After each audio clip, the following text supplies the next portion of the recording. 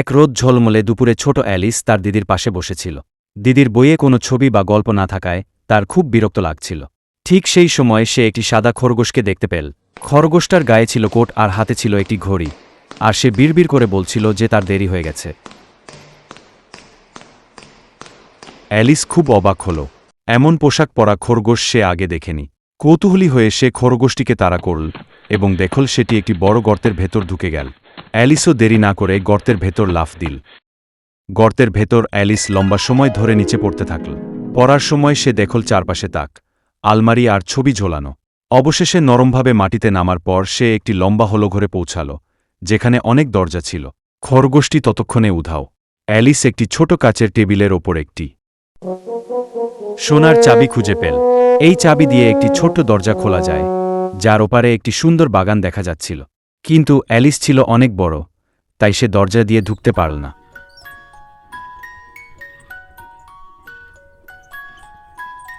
টেবিলের ওপর সে একটি বোতল দেখল, যাতে লেখা ছিল, আমাকে পান করো, ড্রিঙ্ক মি। অ্যালিস সেই বোতলের পানীয় পান করার সাথে সাথেই ছোট হতে শুরু করল। এখন সে দরজার ভেতর দিয়ে যাওয়ার জন্য একদম ঠিক মাপে। কিন্তু হায়, সে ভুলে চাবিটি বড় টেবিলের ওপর রেখে এসেছিল। এখন তার ছোট হাত দিয়ে টেবিলের ওপরের চাবি নেওয়া সম্ভব নয়। তখনই তার চোখে পড়ল টেবিলের নিচে একটি বাক্স, তাতে একটি কেক রাখা আছে এবং লেখা আছে, আমাকে খাও, ইট মি। অ্যালিস যেই কেকটিতে কামড় দিল, অমনি সে বিশাল বড় হয়ে গেল এবং ঘর প্রায় ভরে গেল। অনেকবার ছোট বড় হওয়ার পর অবশেষে সে সঠিক মাপের চাবিটি নিয়ে সেই আশ্চর্য বাগানে ঢুকতে পারল। এটাই ছিল ওয়ান্ডারল্যান্ড। ওয়ান্ডারল্যান্ডে অ্যালিস অনেক অদ্ভুত লোকের সাথে পরিচিত হল। সেখানে ছিল চেশায়ার ক্যাট, ছেশার ক্যাট, যার শুধু হাসিটা ভেসে উঠত আর বাকি শরীরটা উধাও হয়ে যেত। সে একটি পাগলাটে চাপাটিতে পৌঁছাল, যেখানে পাগলা টুপিওয়ালা, ম্যাড হ্যাটার এবং মার্চ হেয়ার